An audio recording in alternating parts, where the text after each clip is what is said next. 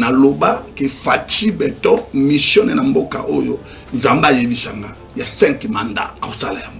5 mandats. Oui, c'est ce que Dieu m'a dit. Papa. Zambenga loba nanga papa. Constitution au changer yango. Dieu m'avait tout dit. Ayebisanga. Yango mokonzi alobi qui a soulevé verset wana que les ténèbres, c'est-à-dire les ténèbres ne régneront pas toujours. C'est-à-dire que Congo otikala kaka boité Congo eko changer. Na loba makambo soumi na de na baka soumi na ozong na loba dollar eko kita. Dollar a été commis à 27, a été commis à 30, a été commis à 40. Yeba yango économie yokanga na yebisa yo. Yokana yebisa yo yoka économie ya mboka na biso et simba bina maboko nzambe. Onabisa yo parce que na rebiso la carte la Bible et ça na prophète mo a changer l'économie ya mboka na prophétie. Alobi ko kita ekiti. Ngana ko kita dollar atasiko. Et puis constitution nzambe il faut pas bouger. Nzambe rabat ba bouger. Et puis le remonter au salaire. Kimia. Na lobby na yo bata catholique ba telema ki ba suki ba. Na lobby na manda wana même sumina de kozoya. Sumina de Zamba papa. Bube ba sumina de ya sumina de awozala wana. Ba très baza ebele banzungu combien de fois na mona banzungu papa. Banzungu moko mystérieux na mboka oyo parce que mboka oyo eza et ça dit eza la puissance moko ténèbre oyo ya envoûtement. Oh, bah, autorité belé, baza pemena mokonzi Fachi, baza voté par l'esprit wana. Et puis makambo za batalisanga, oh il faut Fachi ça na mboka au papa, na mona on a vision na lela. Na tala Congo ndenge komi vindenge komi non, c'était formidable. Et tant on est roya. Mais est-ce que Babylone wana tout ba RS, ce sont des histoires charnelles. Oh, charnelles. Mais la Dieu dit ça, est-ce que nous avons ba RS. Je ne connais pas ça.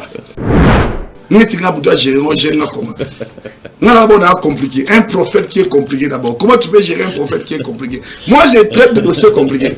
Mais pas de dossier, même pas mon bataille, sur la base de Kokango. T'es pas de complication dans ma casse. Pas le bandé qui est prophète, il y a la directive, il y a RSC, on a commis autant là. Comment il fait ça là? Pour être mboko et bonga, par rapport, il y a des criminels, il y a des ndokyo, il y a des mboko, il y a détruit mboka. Yango, Zamba, Biso, Fachi Beton. A une mission il y a mboka oh il y a malgré Adam énoncé dans la main noire mais souka la lumière de l'Éternel apparaîtra.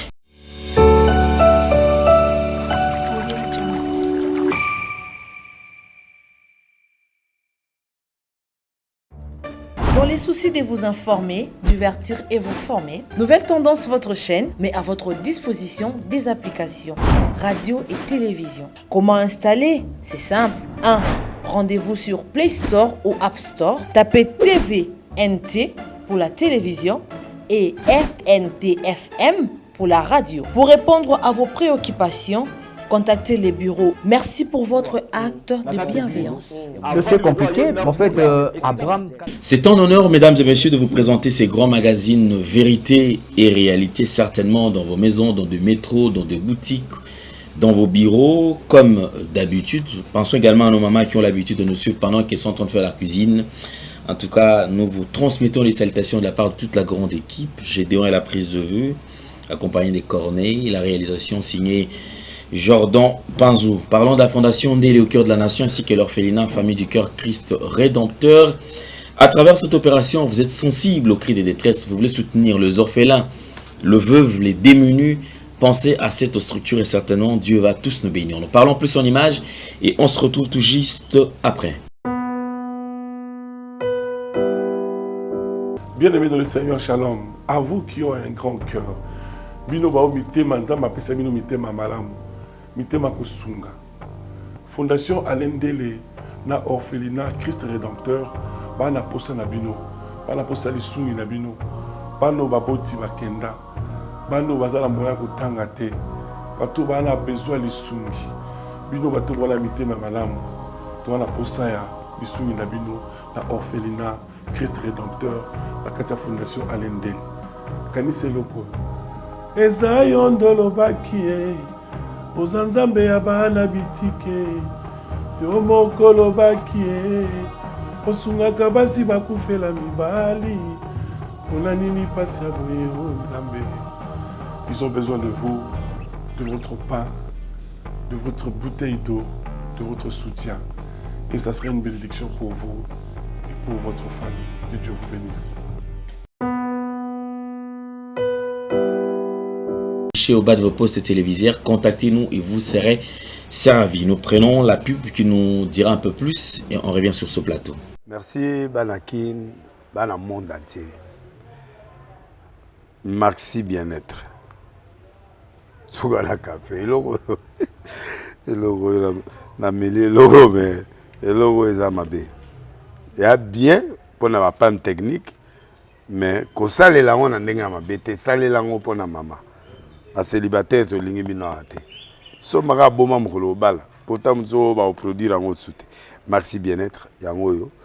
Lukango benga ndekonanga alendele ye mutu ayebi esika ko fournir yo autant que tu veux $35 eze belé na kati. Sobo melika moko de jour bien. Be hémorroïdes banini tout ça. Bilialia, vanda musala banini et réparer yo système ya break. Et réparer le fonctionnement. Fonctionnement, il y a break de break, donc il y son fonctionnement bien. Tout comme les Congolais, toujours gagné le match. Ils ont des défaites, pas de technique en plein match, c'est pas bon. Ils ont là le local. Maintenant, c'est éviter de dire, surtout les pasteurs, ils ont mis la mela, ils ont un numéro pour les locaux. C'est important. Traitement poison, anti-poison, yango yo. Ne ba mususu meli yango avant kende obima, o mela melango. Ça 2 jours atabati le loko. Moi cuire mon corps c'est bon. Oyo pe anti-poison. Donc soko ata izana kati et longolango. Alendele mikolo som. Nabité mindele yango ba pese biloko ba udia. Po biloko yango bendeza ya solo mikolo ba tchaka poison à toi famille te à toi problème na mututé jalousie car do ba produit yango na anti-poison, OYOP anti-poison.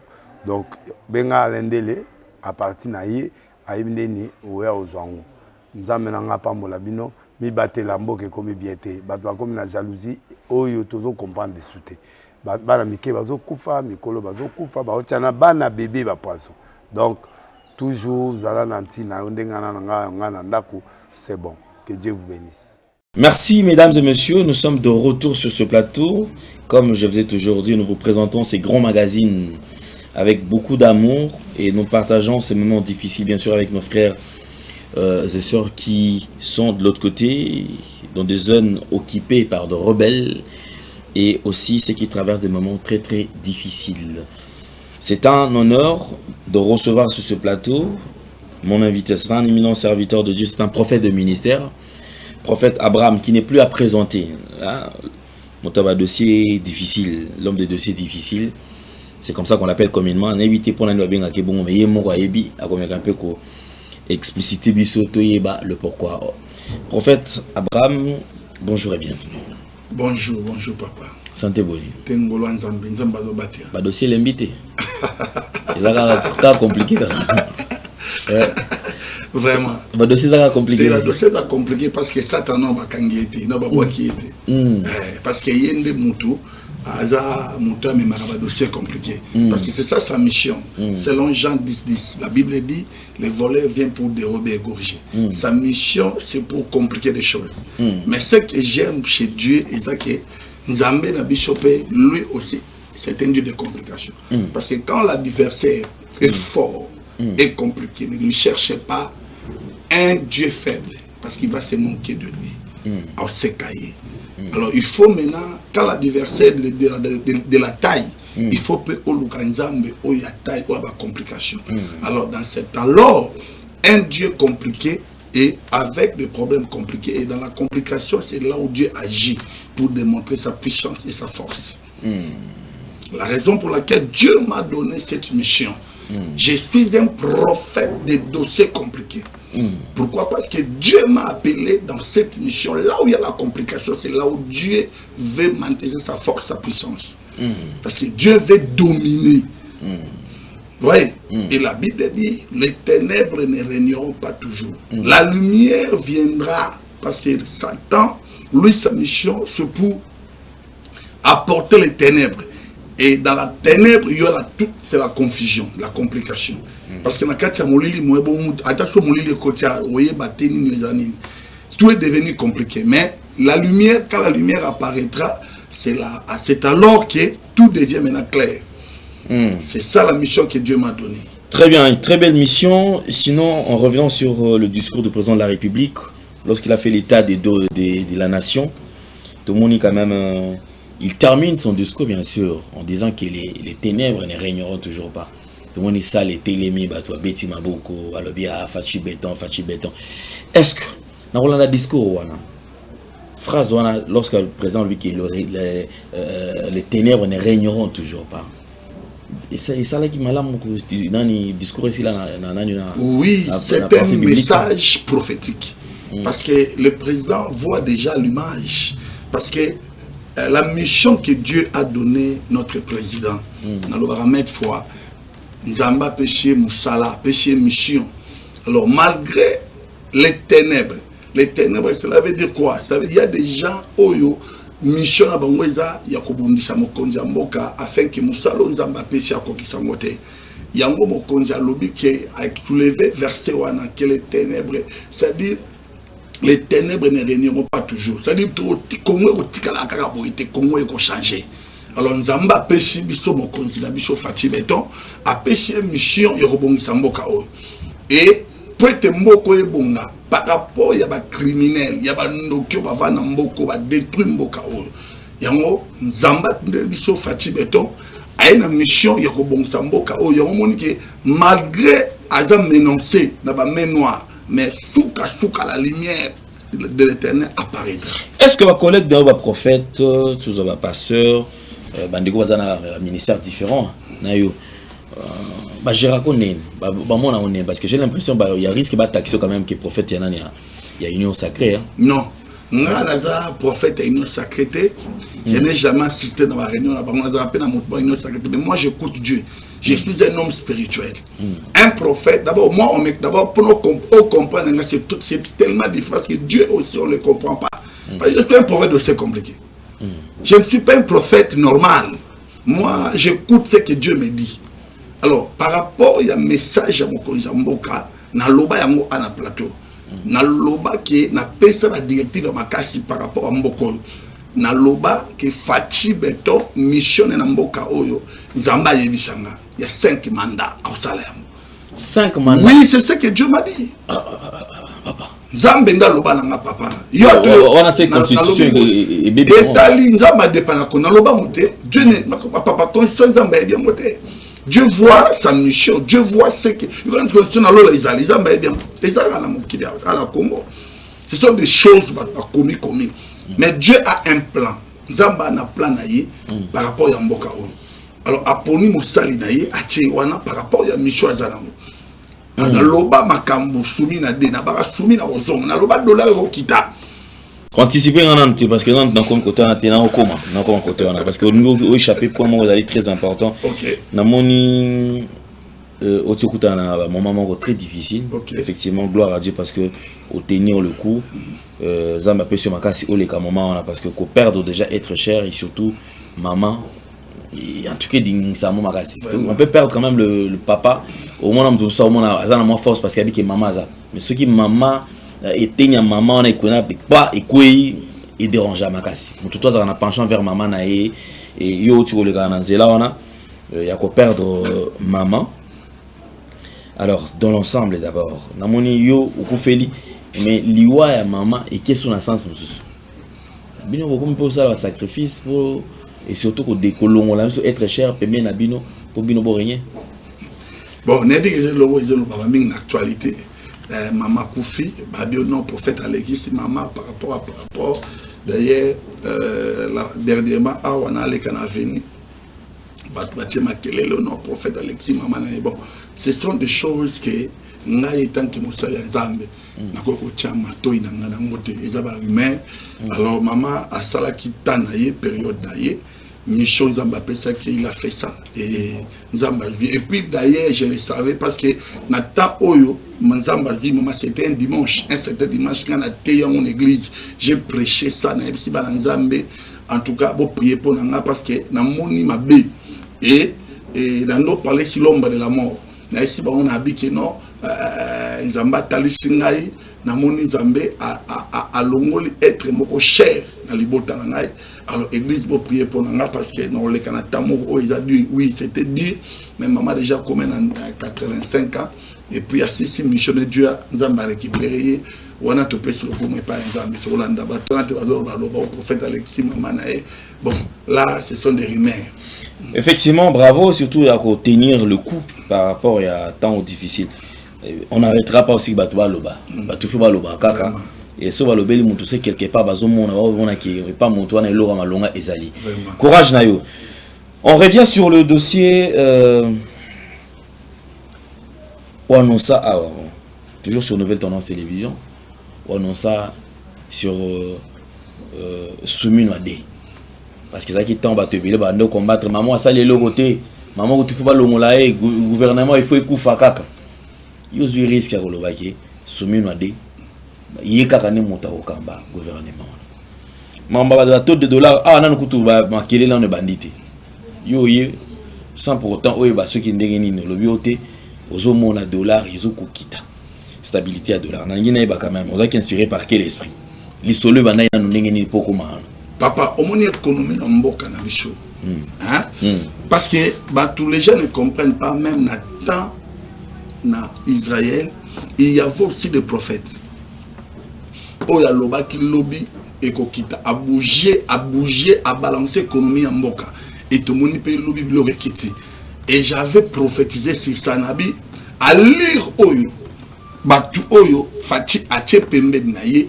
Bateau yo fati à nommer bateau au travail là-bas parce que baza ba on yo sauté ba mabe il y a quelques mois ba tête au ça musala kitoko bazali les gens qui travaillent et par rapport à ma directive nzambe na mona ki na vision Dieu m'avait dit que batu quelques têtes ya malam bazali oyo bazo accompagner président na bicho na ba réalisation ya ba projet na e oyo alingi par rapport nzamba a lingi makambo ne sala na mboka oyo et quand même c'est bon. Et des hommes qui ont la directive, dans les cas pour nous réussir qui est dollar et pour quitter la mboka. Que tout le monde qui dollar et qui tabac qui soumis dans un bataille, soumis dans zongi et soumis n'a pas zongi. Parce que nous sommes un prophète, tout le temps on leur a donné des hommes par rapport parce que nous prions pour les pays. Tant que nous avons la mboka, Dieu doit nous révéler des choses cachées par rapport à mboka. Et tout le monde m'a kamoka dans l'obaki, même il y a constamment tout j'avais parlé ici. Ne baba ba okanga ba muso alobaki e komi pekara ndenge ya prophète alobaki Constant Muntamba akangami Soumino ade ba reconduire Soumino taux d'échange dollar et kokita et kiti OK lelo siko toke sur le plan pratique nation kana casquette no prophète yo wana awa liboso ils a RDC na longola on a katia mboka na mais là tu autant la RDC na musika aux gens qui tombent il risque il y a qu'à prédire certaines choses ou ekomaki les lois le RDC no ya ngoli bosso ni nos au monde bon manger et ça moi ma tata pourquoi parce que monde à ténèbres mais noir et ils ont tellement toujours pour nous rebondir moko za mboka mais bon kokate pourquoi parce que Fati asima mais pas Nzambe. C'est Dieu qui soutient Fati. Et puis Nzambe n'a pas place là. Et dans mon tout c'est Dieu qui l'a placé là. Et Nzambe est mort au Bunabitu. Bitumbo Tobono c'est Dieu qui entre en action. Parce que va traître dans le roi Makambo que va traître basé belé. Va traître baza et belé. Banzungu combien de fois na mona banzungu papa. Banzungu moko mystérieux. Na mboka o parce que mboka o isa et ça dit isa la puissance moko ténèbres oyo il y a un voûtement oh bah autorité belé baza pemena mon konja fati baza voûté par l'esprit wana mais souka nzamba au développement na poisa ba otika mon konzi kimia et à travailler par rapport à makambo nzamba lobaki et comme ça na mboka o mais yo ozomona ceux qui le losent par exemple ce message côté Panazami pourquoi Bolozo le côté chef de l'État quand même parce que Boza apporter il y a un message vision par exemple yo lobi au moni 5 mandats au moni temps bituma mba comme ko bundise au ki ko ka audience au kende ko transmettre message parce que non kende kunate OK n'était pas non kende parce que Nzambe soki moni papa lelo biso za ba pasala nzambo yo tolukaka koluka te po ete mokonzi koloba te po loba mokonzi mono pona yamba benga te. Moi je parle ce que Dieu m'a inspiré, ce que Dieu m'a dit. Nakutana fachi nakutana été, mais moi je vois Dieu parce que dans mon sala nzamba fachi dans mon sali ya nzambe ya tata likolo. C'est Dieu qui m'a donné cet apostolat. Alors dans la prise en charge en nzambe ya gouvernement te. Alors, on a un poste d'intérêt moteur qui est de Kuna, on a audience donc par rapport à la spiritualité, ils ont une mission, ils ont prié pour Mboka afin que ma kambu oyo nzambe atie pas mokonza Mboka na biso nzamba poni fati beton. Alors il faut ma kamone kokisama. Dieu veille dans ma kamone nzamba atie katle ko to mone kokisama. Au cas où il arriverait que par exemple Babengayo vous avez appelé ma kambo ko ki sa président de la République yemoko boy. Makambo ne ozangate et ça ne manquera pas pendant mon salaire. Tant nzambe kelelo o peut-être ceux qui mokonza benga kutana ngai abi ayamba ngai na oboyate c'est alors kutu et aux alabie parce que wana nzambe ofungola sous makambo sous sebele ya koyebisa par rapport à 5 mandats o nzamba péché parce que mais 5 mandats na ba congolais kotala ça paraît une folie. Ils ont la folie. Mais pour 5 mandats, est-ce qu'ils ont une directive au YPF là pour que 5 mandats? Voilà. Ils ont choisi les aux Zamba et Bissanga. Na 5 mandats. Et puis, na bando le bon le te bandakala. Na lobaka yango da ni. Ben, si vous tenez la mission na lobango bandakala que Zamba et Bissanga 5 mandats. Constitution au changer yango. Dieu m'avait tout dit. Aye Bissanga. Et puis token et puis na la bonne de la ponaye pour na fatie puis la bonne de la ka par rapport à Makamo Zamba la kisanga o yefa sala na mboka o. Alors la mission n'est pas mboko papa. Et puis makambo nzamba talisanga oh il faut fatia ça na mboka au papa na mona on a vision na lela. Na tala komone komi vinde comme non, c'était formidable. Et tant on est. Mais est-ce que tant on a ekoya yo d'après yo au raisonna eko sala mandengini parce que aussi longtemps qu'il yo olingi ko duka ba voiter pour atteindre au koma bisika. Ba voana sikoyo ngana ko lukola makasta ngomo te. Nzambe mo ko fungola au moment opportun. Dieu va ouvrir des portes. Je suivis l'archevêque Papa Nabiso Ejiba Mampia. Ça li bloque mon balobi que non bino ba prophète. À chaque fois que vous avez un message, nzamba lobi bino beaucoup tanaka bosambela comme ça ba me camper ko examiner batali bon oyo iko concerné chef de l'état ba otinde laye o sengeli bobi misa na télévision bo misa yango ba prophète soit te batomba batombo ki ba se bien on ne peut pas diriger un prophète. OK. Prophète il faut nengue attaque l'authentique nengue ça PC linde yake donc mutabo que nous repèse les messages wana esimbate parce que chacun parce que moi je peux pas basala nzamba babiloko wana tout ba RSO ce sont des histoires charnelles. Oh charnel mais la Dieu dit ça est nzamba ba RSO Dieu ne connaît pas ça nzamba yebi ngote papa Dieu ne connaît pas ça bon nzamba yebi RSO hein papa nzamba yebi ngote bon yebi longo hein. Yo na bile no ba ko yere exactement on les a organisation même so batu ba yokani ba payo ko ba sem ko ba yokani eza batu ne ba sali biloko wana mais le quoi va décider quand même pas gérer bino ba non prophète ba gérer ndenge ni tinga bu doit gérer on gère comment ngala bona compliqué un prophète qui est compliqué d'abord comment tu peux gérer un prophète qui est compliqué moi je traite de dossiers compliqués mais pas dossier même ba ngomoko ba taire sur la base ko kangote pas de complication dans ma kasuna. Ils ont d'abord besoin, il y a besoin de directive prophétique. Pas le bandé qui est prophète, il y a pas la directive, même il y a RSC, on a combien au tambour là. Comment il fait ça là? Oui. Bah c'est une directive, là on vient, nous étant que des prophètes. Donc tu espérais que les leçons qui message on a appelé si yo que ça on a RSC. Jamais, je vais pas dans le bangwa. Non, tu es bon. Merci beaucoup l'homme de dossier compliqué. En tout cas, merci beaucoup.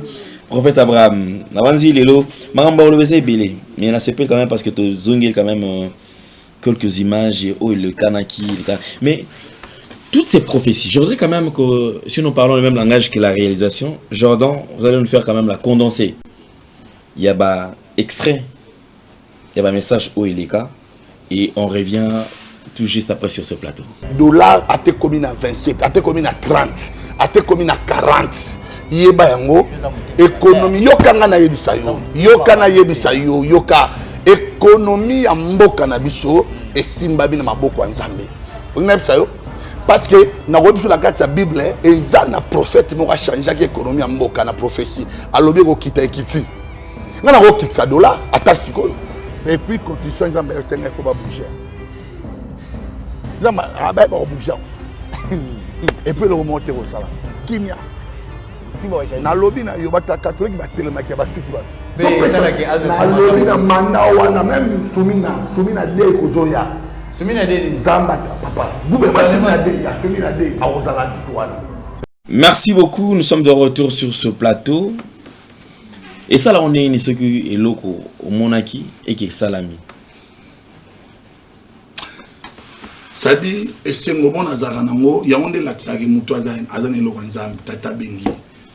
C'est la confirmation du message. De confirmer que muto azama mon prophète nzambe. Mais les lots qui Congo par exemple. Je précise par rapport au chef de l'État. Autour du chef de l'État, il y a beaucoup de serviteurs de Dieu. Oyo, baza pen appel. O bazali ko kamba chef de l'État. Mais ce que zongi oyo kaka ke ba décision de fois prise. Ce que tout le monde soit habité ba décision prise mingi bazo consulter ba vrai prophète. Ba o baza nzinga chef de l'État bazo monate. Oyo za prophète. Sur les autres là, serviteur de Dieu au bazingi chef de l'État. Au milieu de l'année. Président, tout ils ont barboté de faire. Au moins même Nathan, le prophète Abal. Hein? Il y a Bal, n'a pas vrai prophète. Comprenez? Nathan Oyo, Mingi, la plupart, partout dans la ceinture, dans la ceinture, il y a mon congé. Balingi qu'on introduit, ils veulent, c'est l'égoïsme. Mais ils avaient le même Tata Lobango. C'est-à-dire, ils ne veulent pas. Il y a des gens qui c'est-à-dire, les cabons d'Ambappé, ça y est, à ce moment-là, je suis bien, tu as mis ce comme flou, Isaac, à Polyprise, il ne voit plus. Bah, bien, là, tout le temps au bon de la vie. Un prophète, c'est quelqu'un qui est toute la vie dans la montagne. Mais oui, c'est quelqu'un, toutefois, dans de vie de sacrifices. La plupart, ils ne prennent pas le temps de prière. Mais, mais il faut que ça tout na katia sentir que batutu bazoyo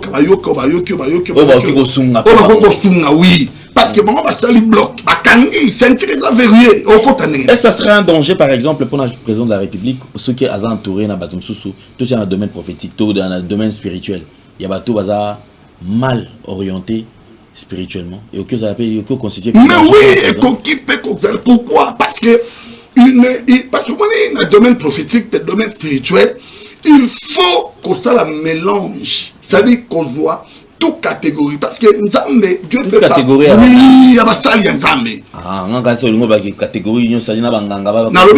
Nalobi boy. Nzambe, mon Nzambe peut nous sauver un aïe. À Kolo, même dans Marabout. Dieu peut donner même quelque chose. Ah oui, Dieu peut parler. Même dans la qui Dieu peut aussi donner un message. Pour sauver son oin, pour sauver son serviteur. Nous avons punda loba. Cheval à lobby. Papa, tout le monde a dit le cheval à lobby. C'est-à-dire, nous avons pour sauver son serviteur, à quoi qu'on utilise même un païen. À lotissier, à talissier. Mais, bah, moi, sur la monnaie, nous avons dit, on va s'en bakal. C'est-à-dire, bah, fongola, sentir fongwama, que mon toutou a la nature. Bango, il y a aussi une directive à ça. Et au moment où Marambe Belé a changé.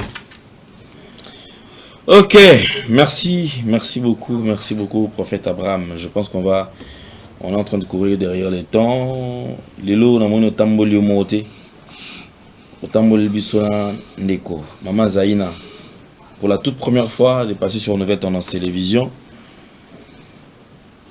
à tamboli la message. Maman Zaina, tamboli pour la nini. Té, na tambola maman a yé ko témoigner ko tatola. Vous savez, quand Dieu fait des choses, il faut témoigner. La grandeur de Dieu, c'est par rapport au témoignage. La force de Dieu, c'est le témoignage. Quand il n'y a pas les témoignages, il n'y a pas Dieu. Il faut que les gens témoignent de ce que Dieu fait. C'est-à-dire, cette dame, elle était convaincue. Elle a dit, papa, je dois témoigner parce que il faut que les gens sachent. nde na yebisela bino tokende apesa batémoignage oyo ye moko amoni na ezala ministère na ngai aza batémoignage. Ok, merci beaucoup.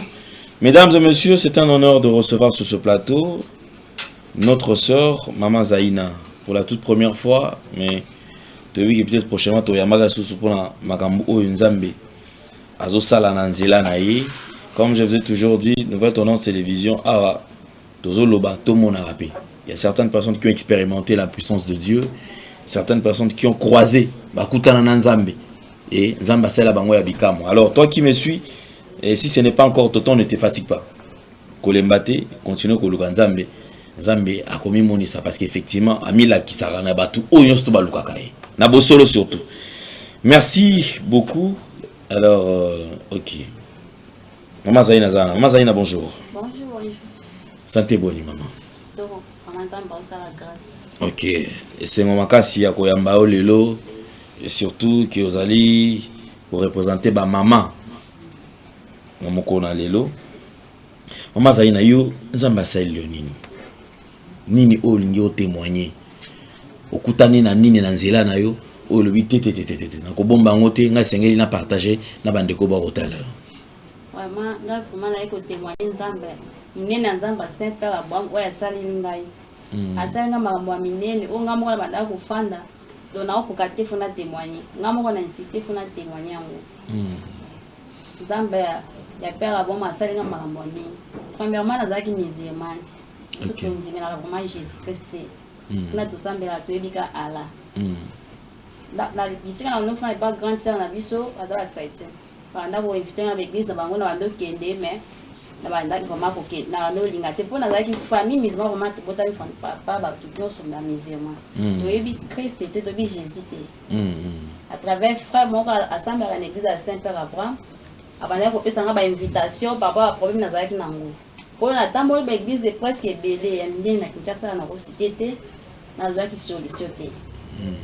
Tant qu'on a fait une invitation, il y a une église na biso, il y a une église na biso na banda pour moi ignorer la biso to za pour ba musulman na salle ba prière ba jeune ndenge nyonso na mona guérison vraiment te na mona eloko te frère na banda ko insister ya aza cousin na ngai to kindi na église na biso okomona lobiko abina ba kana ngao na sina tambo l'église ya minene kutu ya koleka sikoyo loti na ngala l'église mso ya pembe ya bite yo ya komona nzambo aza na kati esika wana assez des affranchis okomona nzambo ba dossier compliqué ako compliqué ba dossier na yo wana nabi comme insister na kende nana nazali na problème ya mari de nuit nazali vraiment menacé na mari de nuit pendant ko violenga butu lokola moi ata na lali na moi na nazali na bilamba na ko nazali na ilamba na nzoto te donc na butu ezala ba na femme de nuit ezali ka mari de nuit te azobima bango ba nyokolinga ta ebele.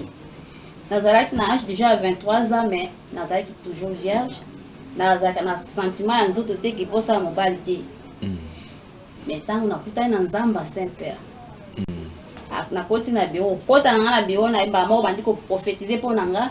Makambo amona ki ba révélation banda ko mona ko kati na ngai. Alandela nga ba prière, ba directive, tout ça ba prière to mata ba ngomba ba prière makasi vraiment c'est ça que fait pour ngai. Na pesa eloko te. Na o témoigner makambo e komi na nzoto nanga. Nazalaki na 23 ans wana donc nazalaki menacé tana moi boy. Ce qui a le bic il faut que abima nanga ata 10 fois na journée moko le na uzala menacé na ba mari de ba femme de. Tant kana kutani na Nzamba Saint-Père Abraham na benga ka Saint-Père parce que makambo na moni wana donc na ko kité fona témoigner kaka na yoka sonité. Alors on attend déjà aux akina ba mari de nuit bazo menacé ba otambola na yo na kokoma na église. Est-ce que vous avez pu na autant l'église, vous avez pu na kondimana ki bonde na a on déplace dans la délivrance parce que tout à l'heure le biki otambola ki na ba église ya minene mais solution za la ki karate. Donc na kotambola wana inde kotambola pour la solution ba mari de nuit na ba femme de nuit batika yo. OK. Na siko tango yo komi ba invitation quand même cousin azo bengisa yo bon. Peut-être ils ont sous-estimé église tout minene na ke lo côté et bon mukie kuna ndé peut-être ba ko trouver solution pour ngai. Na tango ndibi kisiko okende kokoma na église ça la magi ndenge nini tango komi dans l'église nazaki vraiment concentré na simbi ko téléphone ba ni ba osambela menga nazaki concentré yoza na WhatsApp kuna na WhatsApp Facebook d'ailleurs atali kaka na bi awa vraiment pena na kobika wate parce que na ba prophète ya minene ya mboka babike bakana ngai komi kaka nzambe fona sa ba biloko moko ba dona tonisa mbongo ebele be kutu ba mbongo ekendaki ebele makasi nde namoni kaka église na bi awa eloko eza te nafandeli nanga telefone yo kendeka pour satisfaire cousin lokola déranger nga mingi asenga mala lese tikaka sinake nanu po baboyaka pe église te nake nanu kaka po amonaka be te ke se wazobo église bwendeni seke ye moko ayebi problème na ye tellement nayebaki problème na nga te nazalaki na susa bi tika nakende kaka na satisfaire kaka ye yango nakendaki kutu nazalaki concentré na telefone na ngai mais fa kutu abandi koyebisa nga bi te nga kutu naosambela binzambe so omoni ye te na minute oyo nakoloba nini akoyaka sur église te mpo nayebi ke akobika mpe awa mpo makambo nzambe asalaka awa akosimba mpe sere na ngai efandaki moke mbala moko nzambe mpe badossier compliqué amonaki ngai nazalaki na suka mais amoni nga mbala moko aprofetize mpo na nga donc nazalaki etoni nabi koma explike makambo kaka ngai na ye lelo naza kutu na suka ampesi na butu mais nzambe na ye amoni nga tika nanu nalandela nanu bato ya nde na bandi koya ntango na ye mbala moko nakutana na ye nazwa bapriere badelivrance na famille balobaka kutu na kobala te baprofete ya minene bayisanga kaka neti aka na yo wana mpo bota basi bakomisana na ménopause avant l'âge mwa yo bota eza te ezalaki normal parce que nazalaki na sentiment nzoto te nazalaki na posa mobali te eloko moko te mais prière na ye nzambe na ye adelivre ngai nazwi délivrance totale sina mobali ayaki epa na biso aye kobalanga lelo naza na mwana deja ya 2h30 ntango sikoyo naye kobala wana na boti namoni seke nabikaki deja nakomi bien nazalaki mosika sikoyo na nzambe na ye nazalaki mpe ndako mosika nabi moye na sambe ya bandaki kobenganga prophète azobenga ngai abi ser bamari de nuit wana bazongaka retour ezalaka me nga nazalaki deja ke awa deja nabiki nakimaki vraiment nzambe na ye nakimaki nzambe ya badossier compliqué nde makambo lisusu ntango naye kobota complication lisusu ezongaki ya makasi donc nabelaki ti nakomaki nakoma nakufi vraiment bato nde bakomi obetela nga nakomi mali bato bazolela batoke baeglise toke bahôpital kutu bazongisi biso babi awa kawa eza ya biso te toke awa kawa eza ya awa te mbongo okei toke na baeglise donc esimbaki te nakomi ofanda kaka na ndako ntango sikoyo na perdre connaissance na 2 jours babi nakufaki deja siko frère na biso wana cousin na ngai nande azoloba te comme eza boye tozonga lisusu na église moi abandaki kosambela parce que nakomaki servant ntango nazwaki délivrance nabandaki kosala deja nzambe nakomi servante nakomi modératrice soki nazomodere okosentir ke ya Dieu là-bas nakomi mokambi ya jeunesse nazoteya bajeune na ngai nazalaki musulman papa na ngai jusqu'à maintenant aza musulman mama tutu mais bato mosusu bakomi ozwa badélivrance na nzela na ngai nga mpe nabengisa bato mosusu ntango naya kobela lisusu frère na ayebisi bango te tobenga nanu pasteur tobenga nanu prophète badossier compliqué ka oyo bato nyonso mpe basituka bia tobenga nanu mpo tokende ya partout baeglise ya minene mbongo esili mbongo eza lisusu te famille ya bi mbongo eza te nde babengi se wana bazobetela nga lisusu wana azalaki su te atiki daya mwana inani wana ntango baproblème wana ekuti nga na vimbi libumu evimbi ngai donc nakomaki vraiment mourant ntango babengi papa mbala moko asisaka bi akokufa te prière kaka asambeli ka mai kosambela mai nanga komela mai ndenge akoya kozonga mai kaka ye azalaki na mosika biso toza mosika ntina kinkolo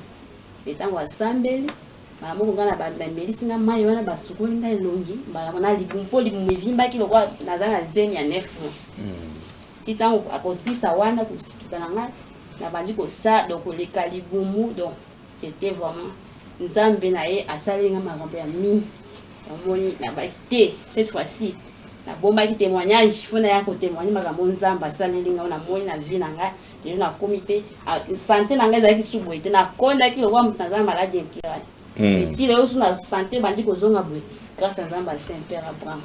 Merci beaucoup maman Zaina ezali esengo ya koyamba oyo na nouvelle tendance télévision et surtout nzambe akontinue kosalela yo donc lelo ozali confirmer que obika totalement nde oza boye bato wana mwa nde bayebisi bayaka na ndenge mwa kobatama bazwi esusu te eloko te d'ailleurs naza vraiment donc nyonso ezongi normal mouvement rien eza eloko te donc naza vraiment délivré totalement. Ok, Nzamba Zolo. Baton a pas kanda. Mutungo zo 10 fois par papa 20 na fois. lobi na yo c'était pas papa koloba mwenda zo loba boya li solo ya koyoka na réalité mwana uti musika nyo kwani Nga mona zo imaginer ce que tant muto apeta li solo alobi ngai nazo zo ba zo nga des femmes sur 10 et puis soki ba ye 15 20 soki ba ye batala mawate soki lobi moment wana ata azala zo tanga makila ba kolongole bilamba et puis ba salaka partout même dans la toilette ba coûter la toilette même dans salon partout. Oh là là. C'était terrible. On les a dit on les a dit oh my god. Emprisonnement moko ya kosakana. Ya kindoki ya koloka et puis tant baye na ye nzambe da ba prière nzambe ya ko révéler nga makambo na aya 12 ans na kisangana nde ezalaki na chef de territoire donc quoi na misala mabe na village kuna na kisangana alors ezalaki na esprit moko ya utuburi et kotaki asokola ki o maboko chef la comme utuburi asokoli maboko na maya chopo et tant asokoli maboko esprit tika na kati ya mari de nuit yepeta make kosukola mai wana mbala moko ale ekoti na nzoto et tant ekoti na nzoto esilisaka batu epesaka batu et déforme même batu forme qui bon moi c'est le moi comme le roi mobali ça dit epeso forme haute taillé na butu allié na butu soit routine est comme concept na yo comme le roi moi c'est naï ya omoni ya bande suko repousser mais bazoka posta ngala parce que akomeka na posta mobali na butu wana et c'était terrible moi na nyokwami et à cause ya mosali ensemble les prophètes ba dossier compliqué parce que nganza ma pesa na mission ya ko traiter kaka ba dossier za compliqué maladie beaucoup compliqué libala compliqué kobota tout ce qui est compliqué c'est ça mon domaine c'est ça ma mission ça dit makambo est normal là c'est pas mon Dieu parce que si on a bon ça makambo normal c'est pas ça qui nous embête Dieu doit il faut ça dit que la puissance de Dieu doit agir pour compliquer la tête des gens. La Bible dit par la journée de cet évangile, c'est une folie pour ceux qui périssent. C'est-à-dire, parce que Dieu doit faire des choses. Abraham n'a pas une mission. Il y a qu'on traiter comme un dossier compliqué. Mais là, il est compliqué. Donc, il est qui entendement. Il est qui entendement. Docteur a boit qui libanda. Munganga boit qui juge à kokata. Avocat lembi. Avocat lembi en tout cas. Makambo. C'est-à-dire, munganga docteur oziba qui se mêle rien.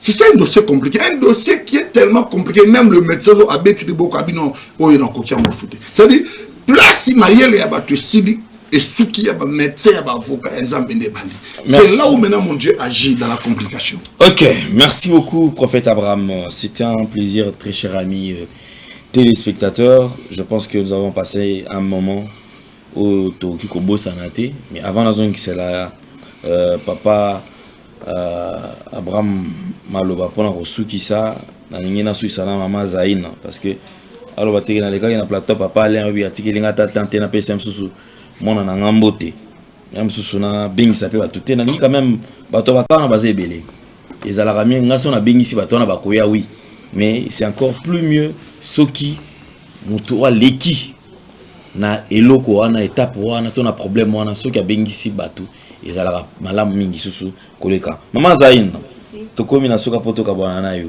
nini ko yebisa na bana nzambe tu bazi occasion ya kolanda yo bandeko na yo so bakongole bazi libako kolanda yo et aussi bisika oyo uta bandeko na o musulman to musulman susu batika likuna na koto na ko yebisa bango nini vraiment na koyisa na bandeko na ngai to c'est musulman tozaki na ba problème ebele go biso to banda koyeba te to na ye koyeba makambo ebele ya toute ya famille nanga à travers Nzamba ya Saint-Père Abraham yango nazobengisa bango nyonso nazobisa grande sœur nanga Nicole Kibong aya dans la situation pe dans la posa ya kobota po epa Nzambe na ye apesa ka mabota bo ya pesa nga lelo nga na boti na ye baki teke na kobota Nzambe na ya salinga grâce na komi elo servante ata babundisa kinga tango ba espoir na bazongaki ba combat tina libala pufi mais na bi Nzambe na neti na zongi na makolo ya Nzambe na ye nyonso eza malamu na komona nyonso ifungwami biloko nyonso ifungwami na bengisi bandeko na ngani nyonso to ba misema boya bato nyonso bozala pays étranger boya komona Nzambe oyo azosala makambo ya minene parce que nga natiki ndako lelo journée mobia na ye ko témoigner parce que na yebi ke oyo nzambe asaleli ngai akosala mpe moto aza na posa nango na minute oyo bao baza na babezo bao bazobeya ata maladi enke kasi namona bato avec bamoni nga moko naza komodere boye namoni avec père abraham asambeli boye avec bamoni donc moto aza na baproblème aza avec azomona te aza surtout problème bamari de nuit ezonyokola biso makasi Alléluia. biso bamisima batia biso baesprit moko bamisima na ya badine babengango mingi na kisangani bato bakoyebango bakotisa biso donc tobala te bokoma lokola bafamille moko bokotala na famille ya moabite bato baza na baka wana epa ase père parce que des affranchis nyonso wana eza possible. Merci beaucoup. Alors banane opé sambote parce que tout kabona déjà na mon epesi déjà obengisi ya na yo mbote za opé sanani mbote donc la pesi nga mbote na cousin na ngana Josué Ngambelo mutu alakisanga vision oyo vraiment évangéliste ye mutabenga gagneur d'âme te to pesi pe mbote nana ni msusu na pesi pe yaya na nga bibi mbote bisika nyonso azali pe aza musulman aya kolanda nzambe oyo ba des choses compliquées pas na complication ne moko nzambe akolakisa bebe ya makambo minene na kati sika. OK, merci beaucoup. On avance tout ce que lui on a pour lelo. OK, merci beaucoup. Alors nous allons chuter, enfin dire au revoir. Mais avant tout, un tout dernier message, il y a prophète Abraham, l'homme de dossiers difficiles, des dossiers compliqués. Alors, on a on a tiré un dossier compliqué, mingi pour na compliqué na été. To solo li bien ndenge sengeli. Alors, un tout dernier message papa. Message est à mon corps. Na ba na nzambe nyonso. Chaque chose a son temps. Likambu na likambu ezaka na ngonga nango. Kokota 2026 c'était un dossier compliqué. Na lobi très bien, je pèse mes mots. Kokota 2026 c'était un dossier compliqué. Voilà le prophète Abraham. Nzamba tindelioye.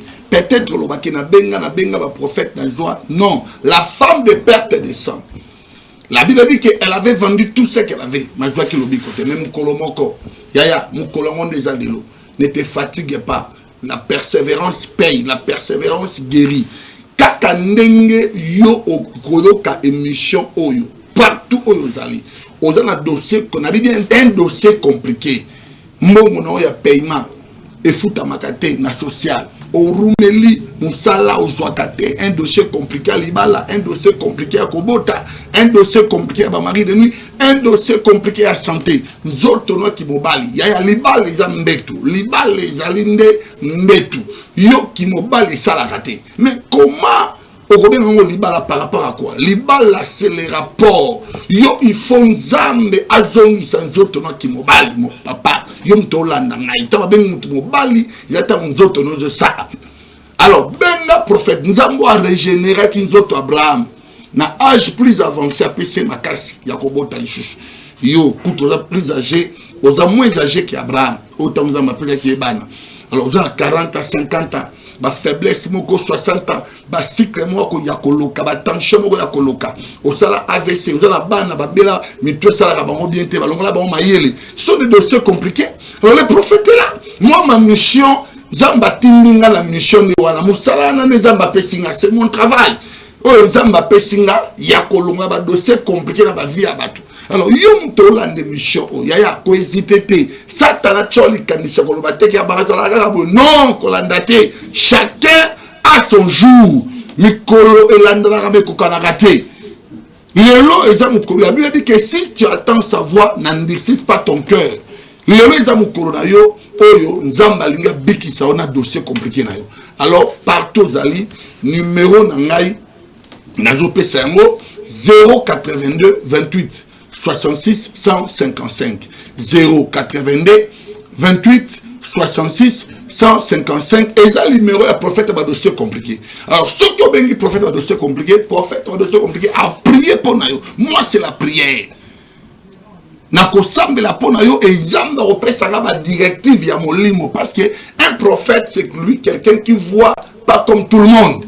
Zamba Rotali Sanga par rapport à problème biblique qui est dans Jérémie 33, invoque-moi, je te répondrai et je t'annoncerai des choses cachées. Ma kamwe batama on est comment compliqué.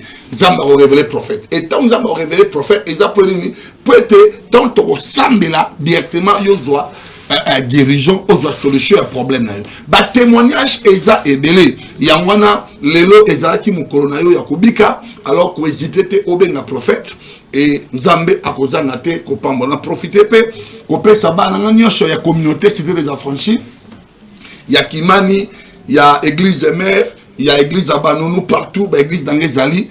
Je vous bénis tous dans le nom puissant de Jésus. N'a pas mbolipé, ba nanga nyonso ba sala nzambe ba pasteur o ba nazo kamba ba sala nzambe nyonso ba nangai o ba za prophète na ba pasteur na ba bishop ba za la béni pe na pamboli mo nanga zai na comme déjà servante pour na kondima pe aza motivé pour ko témoigner makambo nzamba sali pour na ye en tout cas nzamba continue ko batela e pas connait au ciel mamba nene apambola pe président dele. Merci beaucoup, merci beaucoup. Nous sommes arrivés pratiquement à la fin de notre entretien. Très chers amis téléspectateurs, nous avons reçu pour vous le prophète Abraham, l'homme des dossiers compliqués. C'était notre invité. Nous espérons que nous allons le recevoir encore très prochainement. Le numéro qui est affiché là au bas de vos postes téléviseurs, c'est son numéro. Bengaye, au côté en contact, na Yemoko, secrétaire T, Yemoko, vous en avez besoin d'orientation spirituel, vous allez dans un problème, vous allez kotungisayo. Ce qu'on essaie de quitter, mais quand ça mène au monde, Européen Sabiso suite. Merci beaucoup. Nous allons nous retrouver prochainement. Papa, merci. Merci beaucoup. Dans l'invitation, nous répondre un peu au commis. Merci na maman Zaina. Ouais, kota la biso lelo. La base est au Koutana très prochainement. Portez-vous bien et espérons que demain Zamba Robomba Bisso. Vous avez aimé cette émission, dites merci à Gédéon qui était à la prise de vue, à Corneille et à Jordan Panzour. Clin d'œil spécial à Paul. On se retrouve demain. Au revoir. Bye bye. Dans les soucis de vous informer, divertir et vous former, Nouvelle Tendance votre chaîne met à votre disposition des applications, radio et télévision. Comment installer? C'est simple. 1. Rendez-vous sur Play Store ou App Store. Tapez TV NT pour la télévision et RNTFM pour la radio. Pour répondre à vos préoccupations, contactez les bureaux. Merci pour votre acte de bienveillance. C'est compliqué, en fait, Abraham...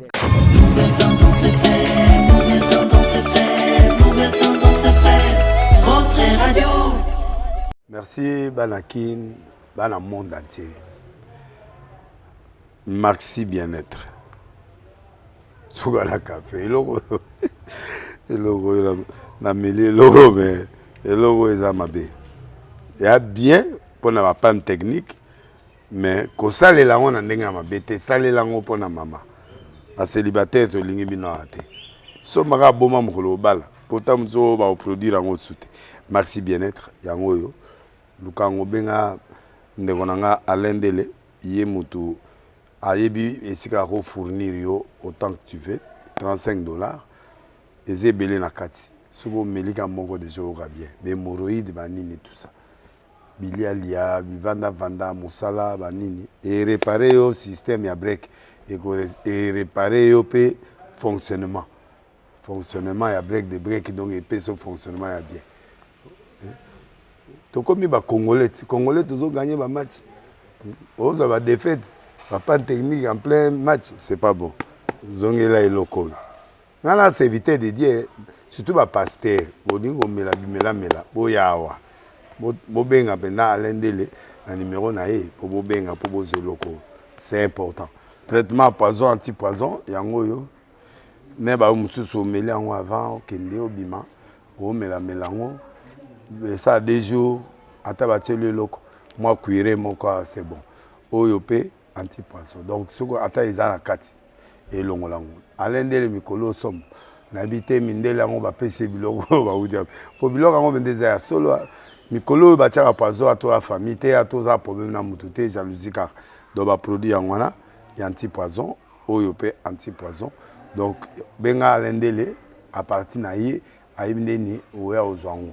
Nous amenons pas mon labino. Mi batte lambo ke komi biete batwa komi na jalousie oyo tozo comprendre de souté bana mike bazo kufa mikolo bazo kufa ba otiana bana bébé ba poisson donc toujours zala nanti na ndenga na nga na ndako c'est bon que Dieu vous bénisse.